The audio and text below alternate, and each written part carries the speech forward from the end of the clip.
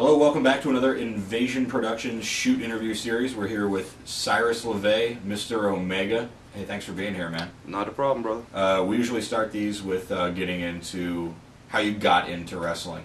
Not into the business itself, but how you started to enjoy the magic of pro wrestling as a fan. Okay. Go ahead and jump into that. Sure. I was just a little kid. I don't remember how old, probably 7, 8 years old, and flipping through the channels on a Saturday, and I came across the wrestling. It was Terry Gordy against Dr. X for the Mississippi State title.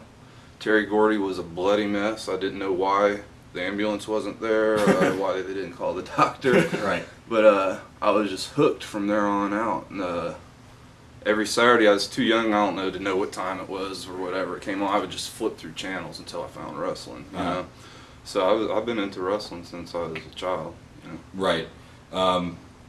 Your wrestling style along the Gulf Coast, and this is probably going to be a biased question because I'm a fan of your wrestling style. I think, and I'm not trying to slurp you too much, but you, all around, I think whether you brawl or you're doing mat wrestling or you're doing a little bit of the high flying, I think you can do it all. Was there anybody that influenced you that I want to emulate that guy and I want to be that good?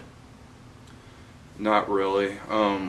As far as I wanted to emulate somebody, because I never thought, you know, I guess I was good enough to emulate somebody. You know, I always tried to do my own thing. Now, there's certain people that I think I definitely was influenced by, like Jake Roberts. You know, like I previously mentioned, I love Terry Gordy, but I mean, I don't think my style has too much to do with his at all, you know? Yeah. So, you know, I'm a fan of quite a few wrestlers. I don't really know, you know, how they influence me. Well, who are you a fan of? Who do you like watching? Or who did you like watching? Well, Terry Gordy, I guess because it was the first guy I ever saw, but I was always a big fan. He's incredible. He could sell. He's a god in Japan, you know. I used to like watching just mainly the heels, you know, Bruiser Brody, Stan Hansen, all the badasses, Kabuki. You know, I grew up on Mid-South wrestling, so they always prided themselves on being like the toughest, will kick anybody's ass type stuff, and I think that whole frame of mind about the business has really influenced me a lot as far as having respect for the business and stuff. But favorite wrestlers, Terry Gordy, the Freebirds, you know, people like that. Yeah. A lot of Japanese wrestling, old Japanese, like from the 80s and stuff. How did you have access to Japanese wrestling? Tape trade. Tape trade? Okay. Because some of the other guys that we've done interviews with, geographically, that's who they would like. If they lived upstate New York, they like WWF guys. Oh, sure. In the South, NWA guys. So it's how did you get into Japanese wrestling? Probably through magazines and stuff. A lot of the stars that either got banned or whatever from the States or couldn't get booked for some other reason, they would be in Japan. And you know, through different outlets, you'd see little clips of like Bruiser Brody swinging the big chain and not caring if he knocked out 3 or a dozen people, you know. It just seemed like mayhem. And then as I got to be older and more of a smart mark type, I definitely preferred the Japanese wrestling because I thought that was the direction pro wrestling should have evolved in instead of the whole circus thing, you know, that Vince turned it into. Right. That's an interesting subject, and we'll touch on that later. All right. Something that, at what point, and this is something I like to ask, at what point did you decide, I don't want to just be a fan, I want to be involved, and I think I can do this? Was there a certain instance or a certain match, or was there something when you woke up in the morning and said, I want to do this, and I want to pursue it and be good at it? Well, I mean, honestly, growing up, I never thought I would have the size, let alone the opportunity to become a professional wrestler. So it was never really my dream growing up to be a wrestler, although I would talk about it. Me and my buddies would fantasize about it and come up with these crazy-ass triple moonsault spots that we thought would be great. But once I became a worker, I realized a lot of that shit wasn't feasible. There wasn't a specific instance, but when I did get into it, it was I had no more aspirations other than being a manager. Really? A manager, and of course I would have liked to become a booker, or I still would somewhere down the line. But yeah, I thought I'd just be a manager. Now, when I started, saw a lot of the guys training, and I mean, I was an athlete growing up. What sports did you play? Pretty much all of them. Football, baseball, basketball, mainly, you know. let me see. I just thought that if those guys in there could do it, I was an athlete, although I wasn't in shape or whatever. I was like, finally, oh, screw being a manager. I can at least hang with these guys. And it just, here it is, almost 12 years later. So 12 years ago, where did you go to get your education in pro wrestling? Oh, Lord. Well, this is a shoot interview because I kayfabe this shit everywhere I go.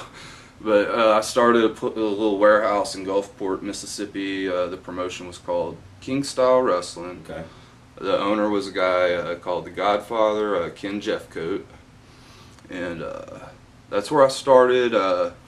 They had a ring. Jeffcoat he wasn't much of a trainer.